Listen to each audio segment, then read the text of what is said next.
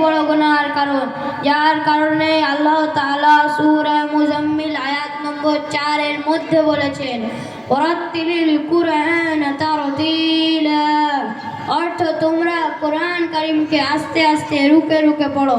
এটা হলো কোরআন কারীমের হক। কোরআন কারীমকে তার সঠিক মাখরাজ এবং তাজবিদ অর্থাৎ তার সঠিক উচ্চারণ সহ পড়া প্রত্যেক মুসলমানের জন্য আবশ্যক।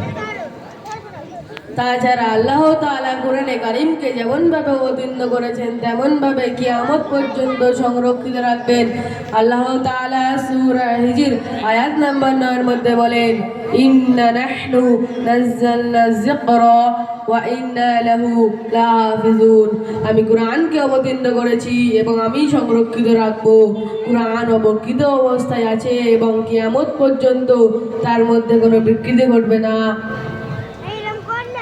হুজুর, আপনারা যে বিষয়গুলো আপনারা আমাকে বললেন এবং আপনারা বাচ্চাদের যা শিখেছেন, আমার মনে হয় আগামী এই প্রজন্ম ঠিক নামাজ আদায়কারী এবং বিশুদ্ধ কোরআন তেলাওয়াতকারী হয়ে গড়ে উঠবে। আর সবথেকে গুরুত্বপূর্ণ বিষয় ছিল বর্তমান যুব সমাজ এবং প্রাপ্তবয়স্ক সকলের জন্য নামাজ ও কোরআনটা ঠিক করে নেওয়া দরকার। কমপক্ষে যে সমস্ত সূরাগুলো নামাজের মধ্যে পড়ি, যদি সেগুলো ঠিক করতে না পারি তাহলে নামাজ তো হবে না, বরং গুনাহ হবে। কবরে গিয়ে কাল কিয়ামতের দিন আল্লাহর কাছে কি উত্তর দেবো? সুতরাং সকলের কাছে আমার নিবেদন, কমপক্ষে আমরা বড়দের কাছে ভর্তি হয়ে নামাজ ও কোরআনটা ঠিক করে নিই, সেটা ছাড়া আমাদের কোনো পরিত্রাণ নেই।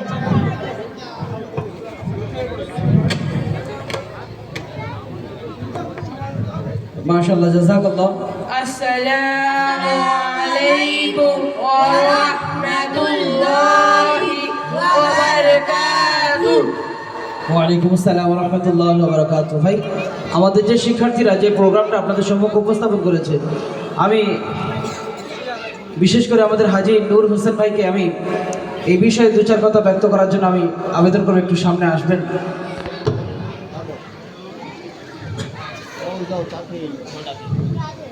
আসসালামু আলাইকুম রহমতুল্লাহি ওয়া বারাকাতুহু। ভাই, আজকের দিনে প্রত্যেক